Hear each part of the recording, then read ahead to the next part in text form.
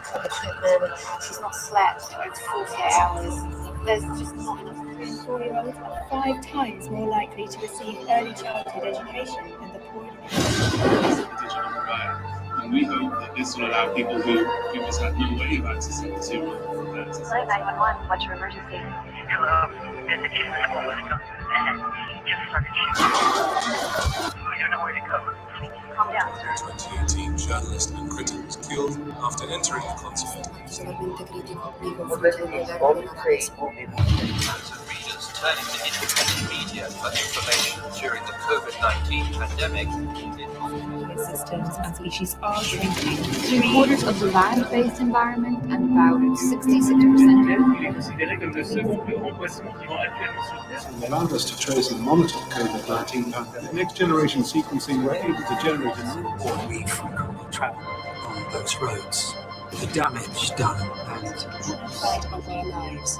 The United Nations Secretary General has called for a ceasefire in countries locked down.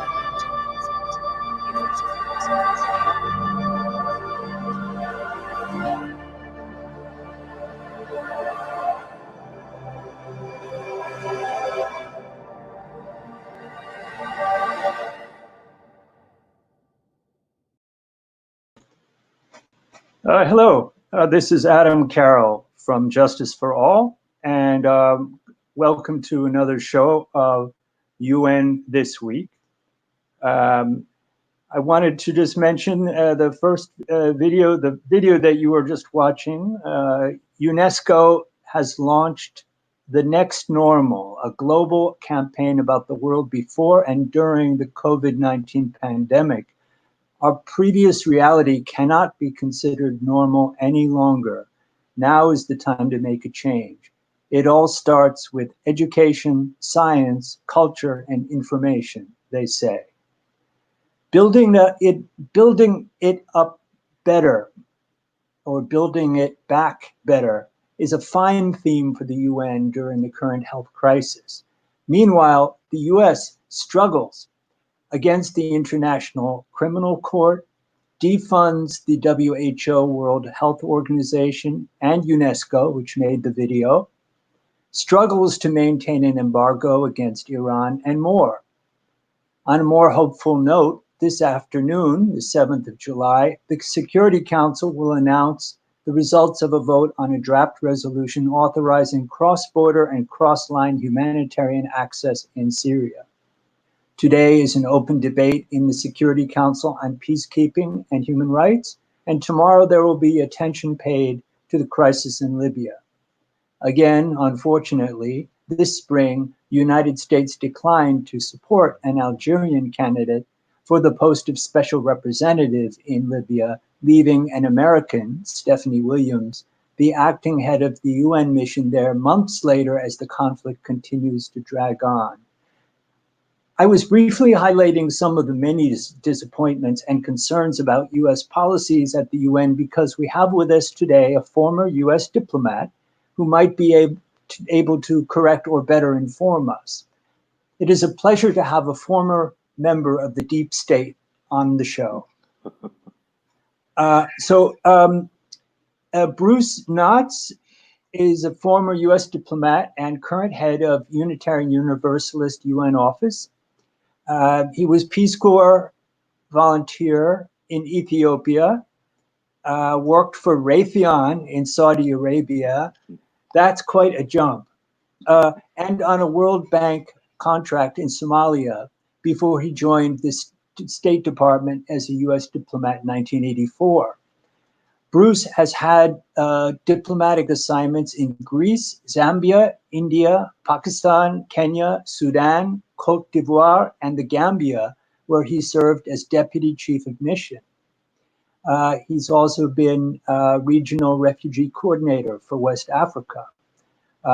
Bruce has also observed UN peacekeeping operations in Sierra Leone. Bruce Knotts retired from the Foreign Service over 10 years ago and began directing the Unitarian Universalist United Nations office in 2008. He founded faith-based advocacy for sexual orientation, gender identity, human rights at the United Nations, and continues to advocate for the rights of women, indigenous peoples, and for sustainable development in moral terms of faith and values. I'll leave it there, but perhaps we'll get into speaking about some of the work on the many committees and the real depth of immersion in the UN as we move forward. So again, welcome to the show, Bruce. Thank you. It's great to be here, and I respect your work and your show as well. Well, thank you. We're just getting off the ground with this show, but our work, as you know, is very much uphill battle. Along with you all, we're really taking on some difficult human rights issues. And I did want to give a shout out to the Unitarian Universalists who have funded some important programs that work on the Rohingya issues. So that's very much appreciated.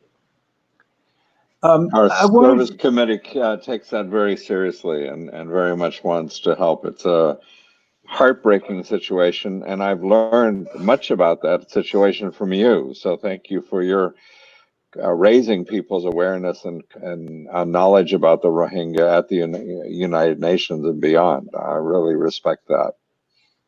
Well, thank you. So I did want to ask first, though, about your career post-Peace Corps. I was in the Peace Corps too, as you may remember, in Morocco, just not around the same time, more or less, from 1980 to 82. I think you finished in 80, right? I finished Peace Corps in 75. Oh, okay. A little bit older than you, probably. Just maybe a touch, but so after Peace Corps, how did you manage the jump to Raytheon?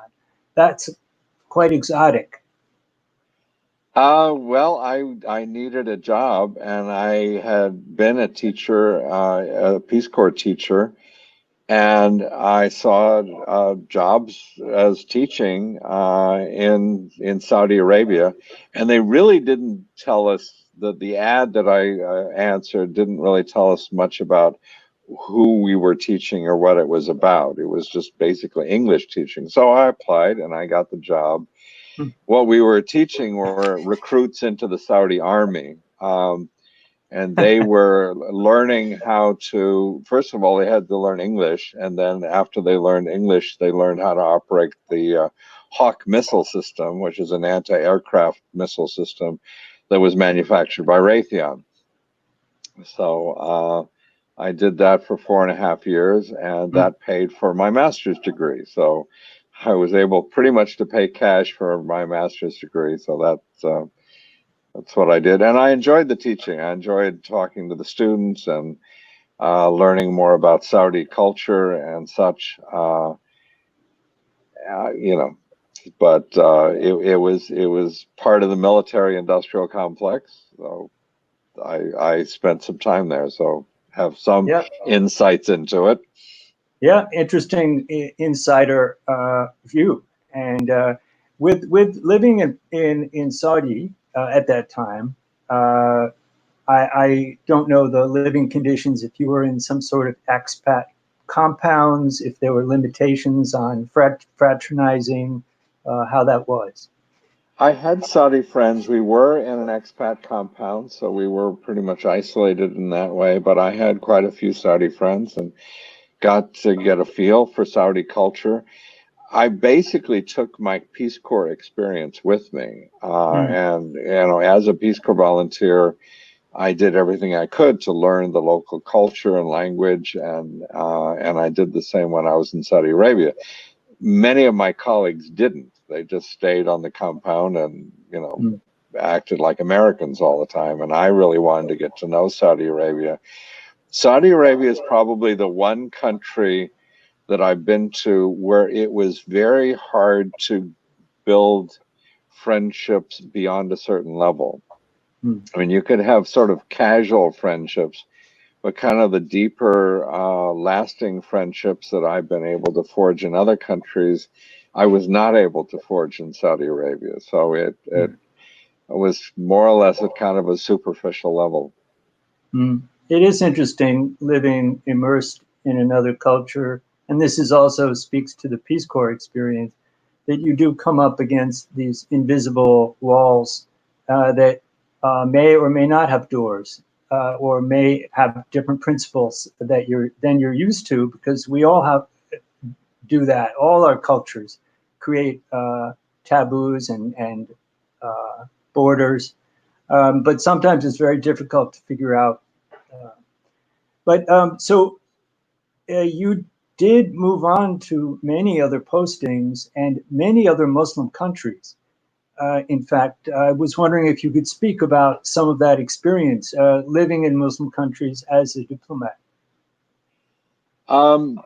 So as I mentioned, when I was in Saudi Arabia, where I wasn't a diplomat, that was probably my first and deepest experience with the Muslim world, for the Islamic world.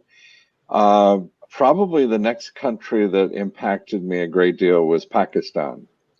And I remember going to a wedding, and Nusrat Fateh Ali Khan was singing, and very famous musician. I think he won an Academy Award for his music at one point. And I knew Urdu somewhat, but I couldn't follow the lyrics of the song very well. So there was a Pakistani translating the lyrics for me. And it was all about Allah's love for us and our love for Allah. And it was very romantic, even, I would have to say. And I asked this Pakistani who was translating for me, I said, "What is this?" He said, "This is the loving Islam that you don't know anything about." And I took that as a challenge. I thought, okay, there's something I don't know, I have to learn. And basically, this is Sufi Islam, which is very popular throughout Pakistan and South Asia.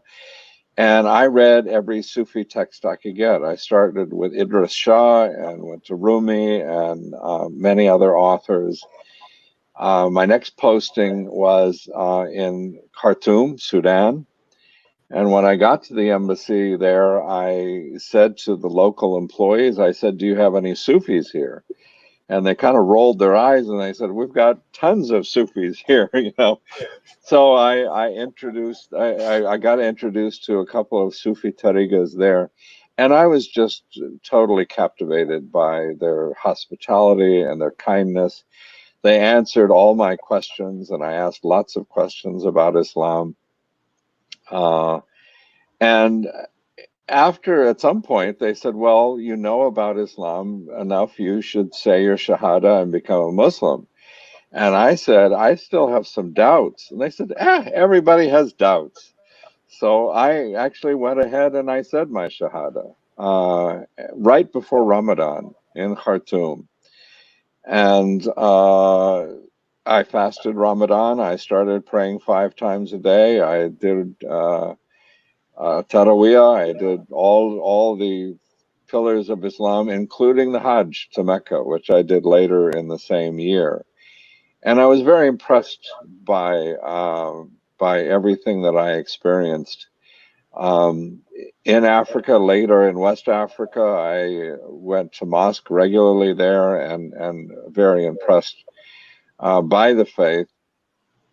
I have to say I was less impressed when I got back here to the United States. And you've mentioned that I've worked on sexual orientation, gender identity, human rights, and that was not a subject that came up during 7 years as a Muslim in Africa. And yet here in the United States, I found many imams who basically seemed to be saying that Islam was better than Christianity because they were more homophobic than the Christians were. And being a gay man, that didn't sit too well with me. And so I sort of drifted away. I consider myself to be a Muslim. I believe in the teachings. I believe in the oneness of God and that Muhammad is the prophet of Allah. But I have to admit that I'm not a very practicing Muslim at this time. Well, I think God is greater than the religions that we know. Revelation is just so beyond, the mundane level that we understand things as. But I guess this journey that you're on, it has taken into Unitarian spaces, and I think it's fascinating that Unitarians include Muslims, and that it's so flexible. Maybe not in all ways. I was wondering if you could speak to that. Well, what most people don't realize that there was a great conflict in the first 100 years after the death of Jesus. And there were strong voices at the time that said that Jesus came to earth with a message from Allah, from God, but he was not God himself. And that was a matter of some great contention within the church for the first 1,000 years of Christianity, to be honest. Obviously, the Trinitarians won, and there was developed this doctrine of the Trinity. It was first articulated formally at the Council of Nicaea in about 350 AD. But there was always a voice within Christianity that said, yes, we follow the teachings of Jesus, but we don't worship Jesus. And that remains in the Unitarian faith, is that we follow the teachings of Jesus. We also follow the teachings of other prophets, but we don't see any other God other than a Unitarian God. At least that's our traditional belief. We've become a religion where we accept all kinds of faiths, and so you can believe that, or you can believe basically where your heart leads you. And it gives me the freedom to explore religion, including Islam, Buddhism, other faiths, and not have to worry about being excommunicated. Well, we don't have any writ of excommunication in the drawer here. But as far as working on human rights, including LGBT issues, I mean, I noticed on the website, on your website, there was a link to a case in Tunisia. Let me see where it is. It was some young men had launched a legal case, one against the other, and instead of resolving that, the Tunisian police arrested them both for sodomy and have sentenced them to 2 years. And so these concerns, I know, are widely shared at the UN as being human rights issues that hurt everyone and are unjust. And I noticed that on July 1st, the Secretary General's spokesman praised Gabon in Africa for decriminalizing homosexuality. So the idea that the state should be criminalizing very personal conduct rather than leaving it to the individual to find their way. These are important issues even at the UN, or maybe especially at the UN. But what do you all do on this issue at the Unitarian Universalist Office? Well, our bottom line has been do no harm. And people can argue about whether it's right or wrong to, your sexual orientation. But as we're having this discussion within our faith or in secular spaces, it's important not to harm people. And we can debate what we want to debate, but we shouldn't be harming people. If you consider any congregation anywhere, it might be a congregation of Muslims in a mosque, or it might be a congregation of Christians in a church, or wherever that might be, you know there are sinners in that congregation. Some people are cheating their customers. Some people are cheating on their taxes. Some people are committing adultery with, outside of their marriage. And generally speaking, we just ask these people to be better people, but we don't bring them before the court. But it's something about same-sex relationships that has caught, people's imagination, and they feel that they must go after these people, and it becomes something of a national religious identity that they have to persecute gay people, and that somehow makes them more religious by doing that. I'm sorry about the Tunisian case. I read about it. I think it's very sad. Tunisia is a better country than that. It's been through quite a bit itself in its own history, and it's trying to be a democracy.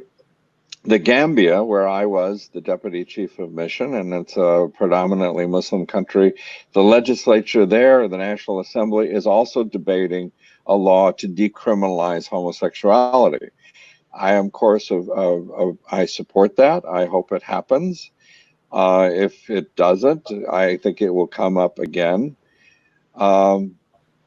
And this isn't just Muslims. I mean, Uganda, of course, tried to pass a kill the gays bill and then didn't. That did not pass in Uganda. So there's a great deal of hostility within both the Christian world and the Muslim world against people because of their sexual orientation. Here's my take on this, and I am not an Islamic scholar, but I've done considerable reading. There's a hadith, a Sahih hadith. It's in Muslim, and it's in the collection of hadiths, and it's usually referred to in English as the hadith of the effeminate man. And it's about an effeminate man in Medina when Muhammad was running, was the king or the ruler of Medina. And some women came to him and said, this effeminate man, when we are dressing and undressing, he laughs at us and he makes fun of us. And the way I like to tell this story is the Prophet of Allah had many options open to him. He could have said, off with his head. Or he could have said, banish him from our community. He could have said anything. What the Prophet of Allah said, he said, don't take your clothes off or put your clothes on in front of this man. And if that is the wisdom of the Holy Prophet of Allah vis-a-vis an effeminate man, who I take to be probably a gay man, if that's the wisdom of the Prophet, who are we as followers of the Prophet to be any more harsh than he was? And I'll give you one other hadith. And it's not about homosexuality, but as Muslims, we know that we are to pray for the dead. So there was a companion of the Prophet, and he said, I am going to go pray for our brother who has passed away and is buried. And his companion said to him, you know, this guy was an alcoholic. He drank. He was an alcoholic. And the Prophet said, yes, I know. But you know, when you got up in the morning to say your Fajr prayers, this was the guy who prepared the water for you to do your ablutions, for you to do your wudu. And I am going to go pray. And so again, the Prophet of Allah showed his character. He was willing to overlook the sin and see the man, and he went to go pray for his companion.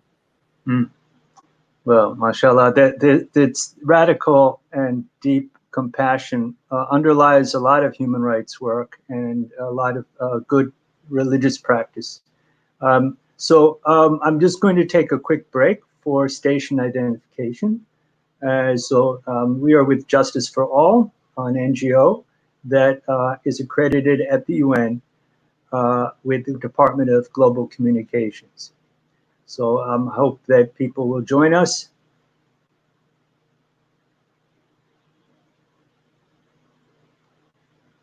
So Bruce, you guys are accredited not only with the Department of Global Communications, but with ECOSOC.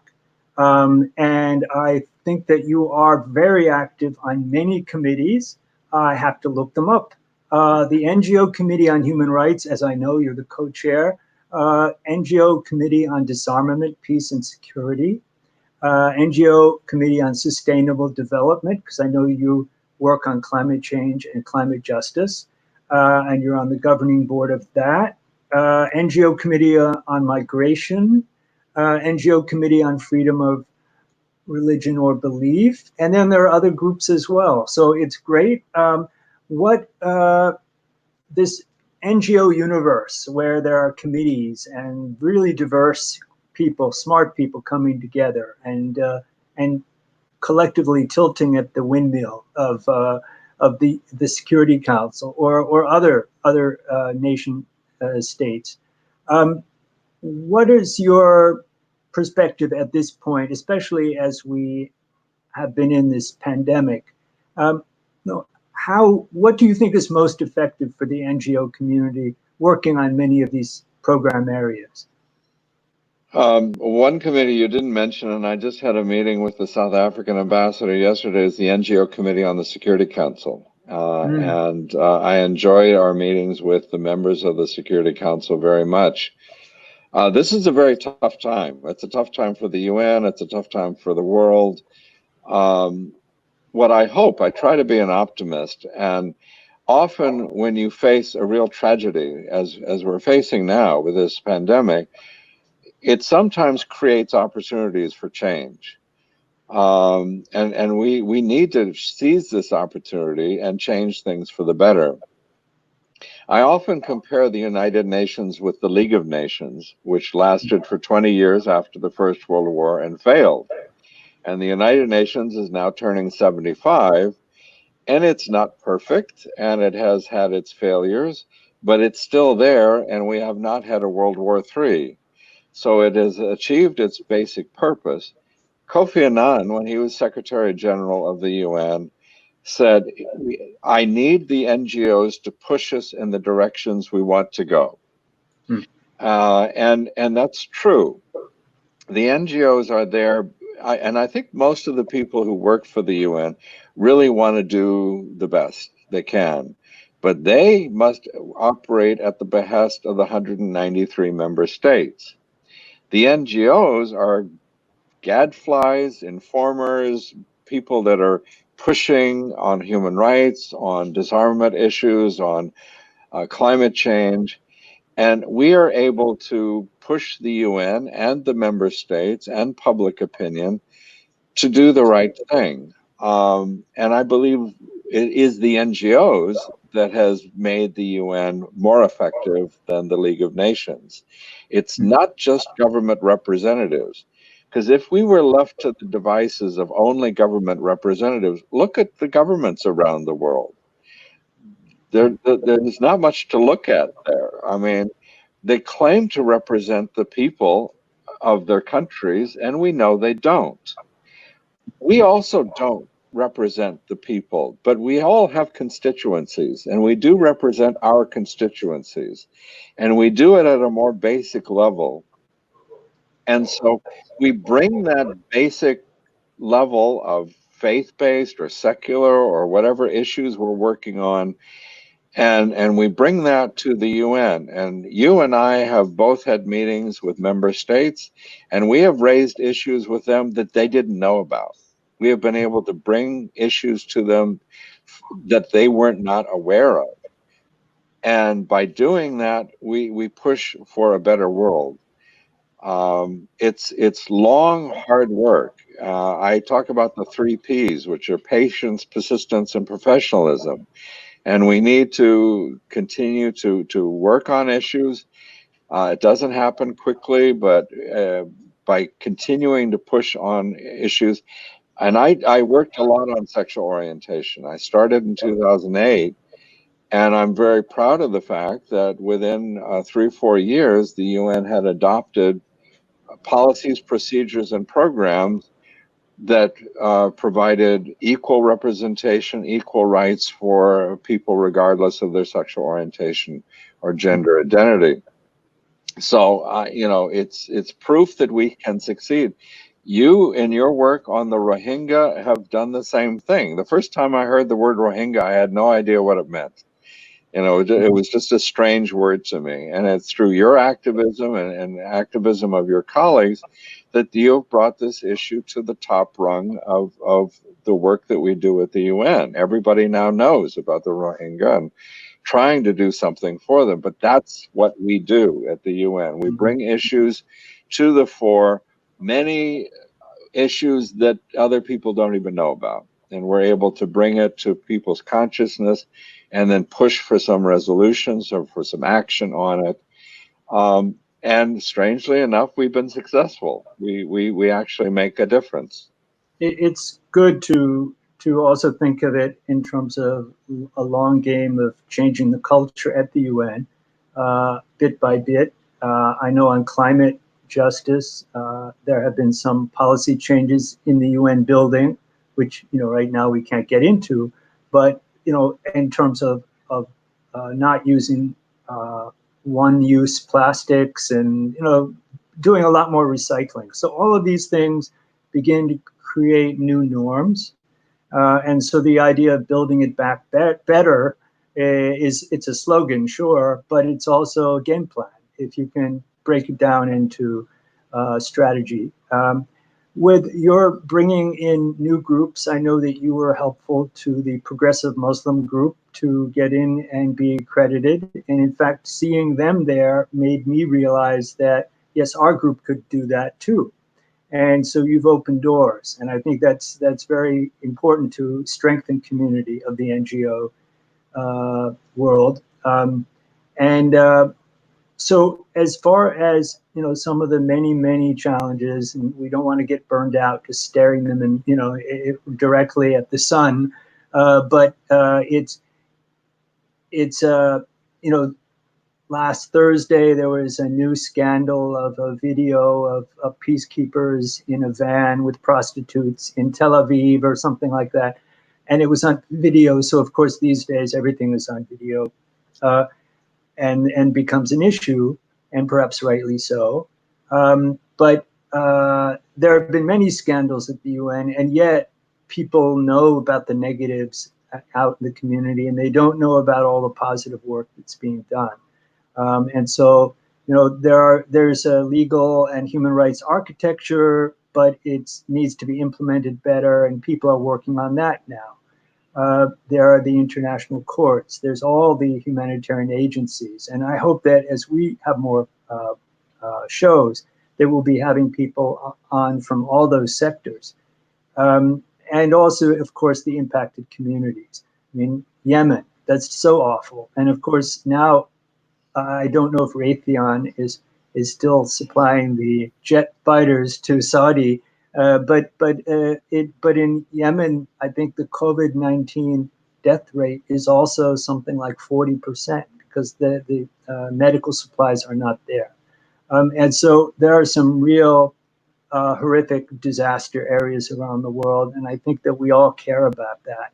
And we also care about the longer game of building it up better.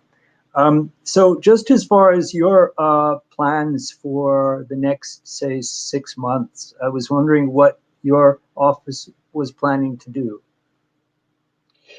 One of the areas that I think we're going to be doubling down on is the militarization of the police. Of course, that's very applicable to the United States, where police are no longer guardians. They have military equipment, and they act in a very military fashion, targeting immigrants, targeting people of color, and you know, that's not what the police are supposed to be doing.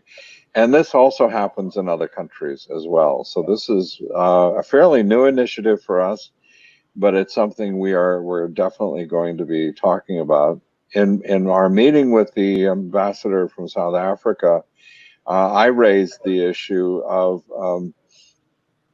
the Black Lives Matter and the fact that the African Union, together with South Africa, pushed that issue at the Human Rights Council. And I asked him that needs to be a persistent push. And it's one thing that other countries can do for each other. And I think the African Union and that group of countries have pointed out the systemic racism against people of African descent, and they can stand up and push things at the UN in ways that an African American citizen can't. So countries can bring those issues to the fore. Yemen, you mentioned, is such a tragic situation. And it obviously is a proxy war between the United States and Iran, with Saudi Arabia being our proxy. It's innocent people suffering, children, women, children, old people who are starving to death. I believe it's one of the worst famines on Earth at the moment, and we're not doing enough for them. We're not even beginning to do enough for them. That should be something that for which we pay much more attention. It's a very tough time, and we're going to be tackling. Racism is at the top of our agenda, and all of its manifestations of systemic racism and bigotry, whether it's religious bigotry or whatever it might be. It's becoming worse. We think it's getting better, and it's not. It's getting worse around the world. We're seeing the rise of authoritarian governments, and we're seeing the rise of governments that do not want to cooperate on global problems. You mentioned in your lead-in the United States withdrawing from the World Health Organization, defunding it and withdrawing from it altogether in the middle of a global pandemic. That's just inexcusable. At least there's a whole year before it takes effect. So there's a chance, if things go a certain way in November, that I guess that could be changed. But I mean, in short, there's hope, but it is shocking. And the U.S. decision to withdraw funding from UNESCO and many other, and to withdraw from Human Rights Council, very controversial. Withdraw funding for the Palestinian refugees, which the U.S. has funded that program for many years. Now we're in a very bad situation. Unfortunately, we're not alone. There are other authoritarian leaders in other countries which are just as bad, if not worse. And it's not just that they're despoiling their own countries and oppressing their own people, but their lack of willingness to cooperate with other countries on global pandemics, on climate change, on global migration, on disarmament issues, means that we can't get this work done. Because this is global work, and it needs countries to cooperate together. That's what the United Nations is all about. And you're getting more and more countries that are just saying, no, we're not going to cooperate. We're not going to help other countries. We're going to America first. It's going to be, our country first, and other countries be damned. And that to me feels like the 1930s. That feels like Adolf Hitler and Benito Mussolini and Francisco Franco and Tojo in Japan. I mean, that's not a good direction for the world to be going in. No, it's not constructive. Well, as we wind up our show, we've just got a couple of minutes. I see your office has all kinds of things going on: blue ribbon congregations, justice awards, the Elaine Harvey International Justice Award, Every Child is Our Child, a program called Holding India, where you do a lot of work in India. Are there any particular programs that you would want to just mention or highlight before we break and end the show? Well, in the lead-in, we have a Unitarian Universalist Service Committee, which is our service arm of the denomination, and they have been assisting the Rohingya. Their basic, what they try to do is to look for those areas that the larger NGOs are not hitting. So if Care International or Save the Children, or they're not hitting, they're not taking care of a certain group of people or a certain slice, then that's where we try to make a difference, and that's where we intervene, and that's been our policy for a long time. Well, it's very much appreciated, and so is your leadership. And perhaps in a few months we can have you back on and see where we are at that point. Who knows? Maybe we'll all be meeting in person, though. I don't know. What are the 3 Ps again? Patience, Persistence, and professionalism. there we go.